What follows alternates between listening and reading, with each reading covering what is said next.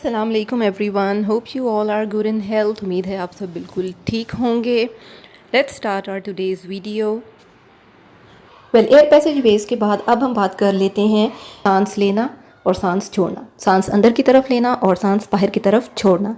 This is the mechanism of breathing obviously, लेकिन science की language में अब हम इसको कहेंगे that the mechanism of breathing is consisting of two processes, which is inhalation or exhalation.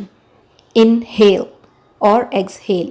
Inhale means air को अंदर की तरफ लेना and exhale means air को बाहर की तरफ छोड़ना. One by one we will see this technical topic. थोड़ा सा गौर से समझने पढ़ने वाला टॉपिक है, अदरवाइज ना तो ये समझ में आएगा और जो स्टूडेंट्स हैं वो इसको याद भी नहीं कर सकेंगे। इनहेलेशन को इंस्पायरेशन भी कहते हैं। इनहेलेशन को इंस्पायरेशन भी कहते हैं। अब इसमें क्या होता है कि जैसे ही हम इनहेल करते हैं, हम सांस जैसे ही अंदर की तरफ लेते हैं तो जो हमारे रिब के मसल्स हैं वो कॉन्ट्रैक्ट कर जाते हैं और रिब्स जो हैं वो रेज कर जाती हैं ऊपर की तरफ को, उनका साइज़ जो है वो ऊपर की तरफ आ जाता है। अब सेम टाइम पर जो डायफ्राम है लंग्स के नीचे की साइड पर वो भी कॉन्ट्रैक्ट कर जाता है। पॉइंट टू रिमेंबर, रिब्स भी कॉन्ट्रैक्ट करेंगी, रिब मसल्स, और डायफ्राम भी कॉन्ट्रैक्ट करेगा, ठीक है। लेकिन रिब्स जो हैं वो राइज करेंगे जबकि डायफ्राम जो है वो उसकी पोजीशन लोअर हो जाएगी। अब ये जो मूवमेंट्स हैं, इन मूवमेंट्स की वजह से जो थोरेसिक कैविटी का एरिया है वो इंक्रीज़ कर जाएगा, बढ़ जाएगा।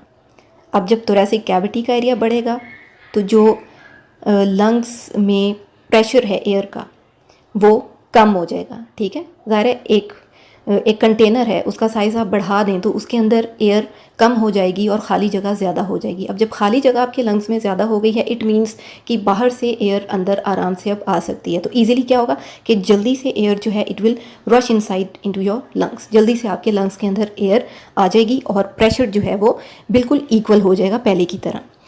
Next we will come to exhalation. Exhalation को एक्सपायरेशन भी कहते हैं, एक्सपायरेशन। अब जैसे ही गैशियस एक्सचेंज हो जाएगी लंग्स में तो जो इम्प्योर एयर है उसको एक्सपेल कर दिया जाएगा, बाहर निकाल दिया जाएगा। जो रिब मसल्स हैं वो दोबारा से रिलैक्स होकर अपनी नॉर्मल पोजीशन पर आ जाएंगे। डायफ्राम भी जो है वो रिलैक्स होकर अपनी नॉर्मल पोजीशन पर आ जाएगा और उसका जो शेप है जो कि पहले लोअर हो गई थी अब वो रेज हो जाएगी, बढ़ जाएगी। अब ऐसा होने से जो चेस्ट कैविटी है उसकी स्पेस रिड्यूस हो जाएगी, कम हो जाएगी और इस वजह से लंग्स के ऊपर प्रेशर जो है वो बढ़ जाएगा। अब जब लंग्स के ऊपर ऑलरेडी प्रेशर बढ़ चुका है तो यानी इसमें मज़ीद जगह नहीं है बाहर से एयर के आने की, तो कोई एयर बाहर से अंदर की तरफ अब नहीं आएगी। लंग्स कॉन्ट्रैक्ट कर जाएंगे और एयर जो है, बल्कि जो फालतू एयर थी वो अब लंग्स के कॉन्ट्रैक्ट करने की वजह से बाहर निकल जाएगी। नेक्स्ट अभी हम ये देख लेते हैं कि जो एक्सहेलेशन और इनहेलेशन का प्रोसेस है वो इनवॉल्यूंटरी है। Involuntary, now what does this mean? Involuntary means कि हमारे कंट्रोल में नहीं है, अपने आप इनहेलेशन और एक्सहेलेशन होती है। जस्ट राइट योर सेल्फ, क्या आप अपनी मर्ज़ी से इनहेल या एक्सहेल कर सकते हैं? This is just like the blinking of eye. जैसे आपकी पलकों, आपकी आंखों का, पलकों का झपकना आपके कंट्रोल में नहीं है, ये अपनी मर्ज़ी से खुलती हैं, अपनी मर्ज़ी से बंद होती हैं, कभी आहिस्ता कभी तेज़, you have no control over it. इसी तरह से इनहेल और एक्सहेल करना भी किसी हद तक आपके कंट्रोल में है, एक स्पेसिफिक अमाउंट तक आपके कंट्रोल में है, उसके बाद ये आपके कंट्रोल में नहीं रहता। So this is basically an involuntary action. मज़ीद हम देखते हैं कि ह्यूमंस ब्रीथ किस हिसाब से कर सकते हैं। अब जब नॉर्मल केस है, नॉर्मल सर्कमस्टेंसेस हैं, आप रेस्ट पर हैं, कुछ काम नहीं कर रहे, आराम से बैठे हुए हैं, तो आप जो है वो 16 to 20 टाइम्स पर मिनट ब्रीथ कर रहे होते हैं। You can also check this. आप बैठे बैठे हाथ में क्लॉक लें, काउंटडाउन स्टार्ट करें और चेक कर लें कि 1 मिनट में आपने कितनी दफ़ा सांस लिया, कितनी दफ़ा सांस लिया, 16 to 20 टाइम्स।